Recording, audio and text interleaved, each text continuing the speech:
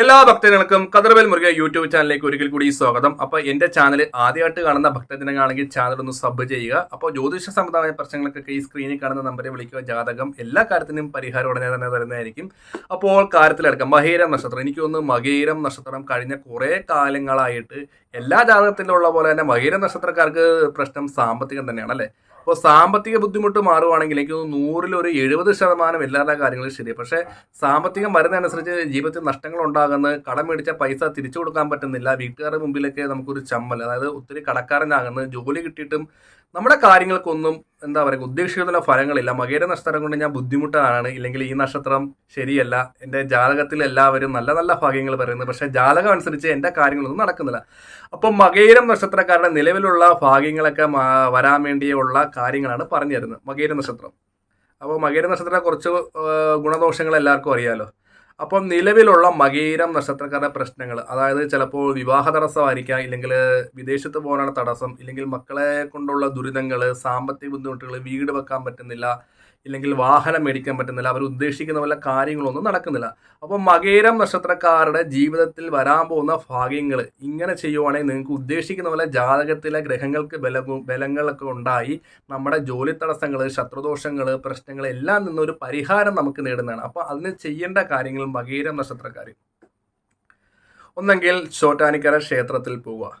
ചോറ്റാനിക്കര ക്ഷേത്രത്തിൽ പോയിട്ട് ഒരു നാളികേരം, അതായത് മകീരം നക്ഷത്രക്കാർ എന്ത് ചെയ്യണം, ഒരു തേങ്ങ എടുക്കുക. തേങ്ങ എടുത്തിട്ട് ചോറ്റാനിക്കരമയുടെ അകത്തോട്ട് കയറി നമുക്ക് അത്രയും പ്രാർത്ഥിക്കാനുള്ള ഒരു സൗകര്യം കിട്ടത്തില്ല. കാരണം നമ്മൾ അവിടുന്ന് ക്യൂ നിന്ന് പോകുമ്പോഴത്തേക്ക് തിരക്ക് കൊണ്ട് നമുക്ക് പറ്റത്തില്ല. അപ്പോൾ കൊടിമരത്തിൻ്റെ അവിടെ നിന്നിട്ട് മകീരം നക്ഷത്രക്കാരുടെ ജീവിതത്തിൽ ഏതെല്ലാം രീതിയിലുള്ള പ്രശ്നങ്ങളോ കാര്യങ്ങളോ കൊണ്ടുവന്ന് ചോറ്റാനിക്കരമ്മയുടെ നേരെ നിന്ന് ഈ തേങ്ങയുടെ കണ്ണ് നോക്കി നല്ലതുപോലെ അങ്ങ് പ്രാർത്ഥിക്കുക. കണ്ണ് നോക്കി, അപ്പോൾ കണ്ണ് നോക്കി വെക്കുമ്പോഴത്തേക്ക് 2 കണ്ണ് താഴെ മേളിൽ, അപ്പോൾ ആ രീതിയിലായിരിക്കണം തേങ്ങ വെക്കുക, തല തിരിച്ച് വെക്കരുത്.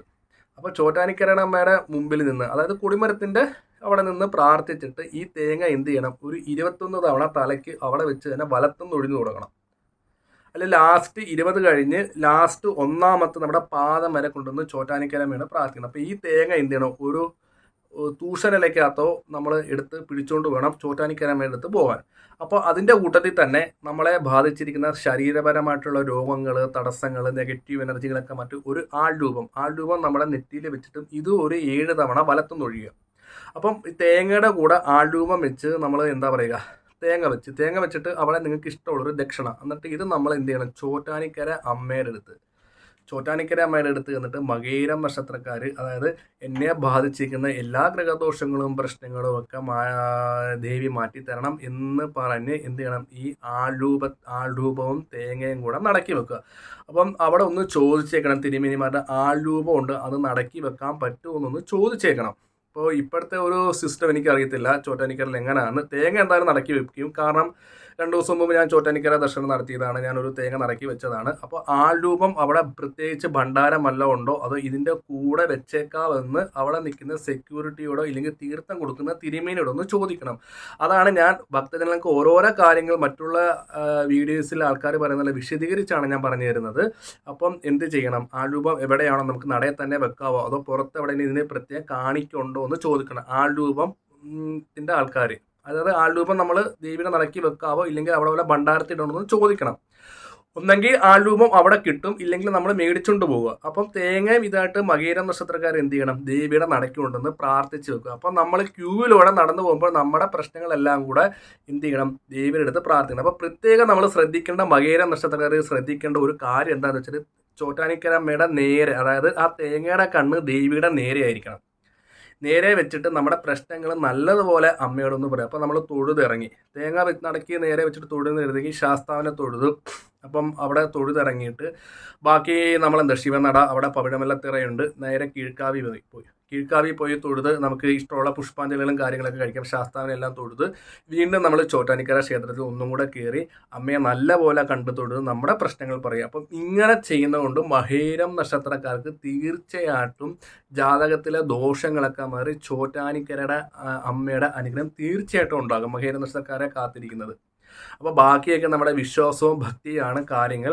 ഒപ്പം തന്നെ വീടിൻ്റെ അടുത്തുള്ള ദേവീ ക്ഷേത്രത്തിൽ പോയിട്ട് ശ്രീസുക്ത മന്ത്ര അർച്ചന മുല്ലപ്പ് കൊണ്ടോ താമര കൊണ്ടോ ചെയ്യുക. താമര കിട്ടുന്ന ഭക്തജനാണെങ്കിൽ താമര കൊണ്ട് തിരുമേനിയുടെ പ്രത്യേകം പറയുന്നത്, തിരുമേനി എൻ്റെ മകീര നക്ഷത്രമാണ്, എനിക്ക് എപ്പോഴും സാമ്പത്തിക ബുദ്ധിമുട്ടുകളും ഞാൻ ഉദ്ദേശിക്കുന്ന പോലെ കാര്യങ്ങളൊന്നും നടക്കുന്നില്ല. അപ്പോൾ അതിനു വേണ്ടിയാണ് നമ്മൾ എന്ത് ചെയ്യണം, മകീര നക്ഷത്രക്കാർക്ക് വീടിൻ്റെ അടുത്തുള്ള ക്ഷേത്രത്തിൽ പോയിട്ട് ശ്രീസുക്ത മന്ത്രാർച്ചന ചെയ്യുന്നത് തിരുമേനിയെ കണ്ട് പറഞ്ഞു വേണം ചെയ്യാൻ.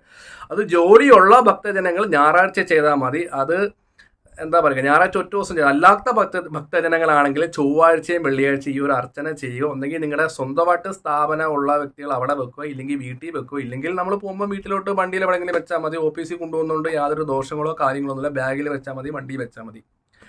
അപ്പോൾ ഈ തേങ്ങ നമ്മൾ മകേര നക്ഷത്രക്കാർ വെക്കുമ്പം അവരുടെ വിവാഹ തടസ്സങ്ങൾ, പിന്നെ ശത്രുപരമായ ദോഷങ്ങൾ, വീട് വെക്കാനുള്ള തടസ്സങ്ങൾ, ജാതകത്തിലുള്ള ദോഷങ്ങൾ, അവർ ഉദ്ദേശിക്കുന്ന പോലെ കാര്യങ്ങളൊക്കെ മാറ്റേണ്ടതും.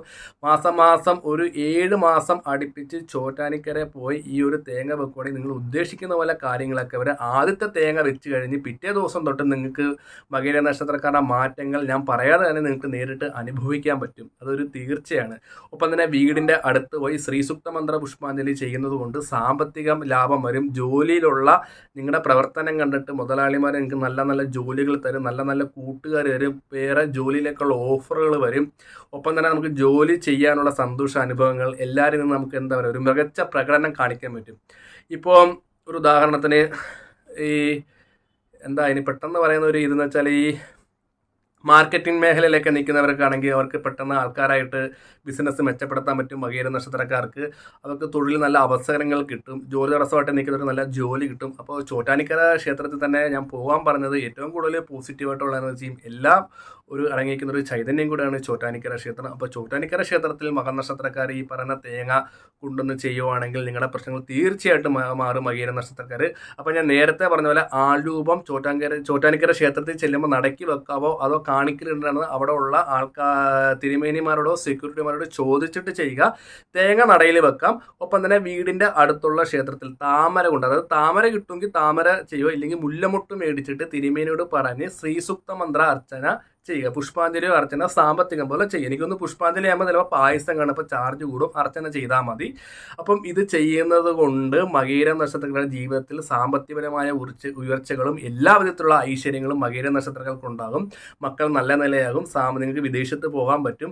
അപ്പം ഇത് 1 മാസം തന്നെ, അതായത് ചോറ്റാനിക്കരയിൽ പോയി ചെയ്ത് ആഴ്ച ഈ ഒരു കാര്യം ചെയ്യുമ്പോൾ നിങ്ങൾക്ക് ഉറപ്പായിട്ട് 100% തന്നെ നിങ്ങൾക്ക് മാറ്റുന്നുണ്ട്. അപ്പോൾ ബാക്കിയൊക്കെ വഴിയെ പറഞ്ഞു തരാം. അപ്പോൾ വീഡിയോ ഇഷ്ടപ്പെട്ടെങ്കിൽ ലൈക്കും ഷെയറും ചെയ്യുക. ഒപ്പം തന്നെ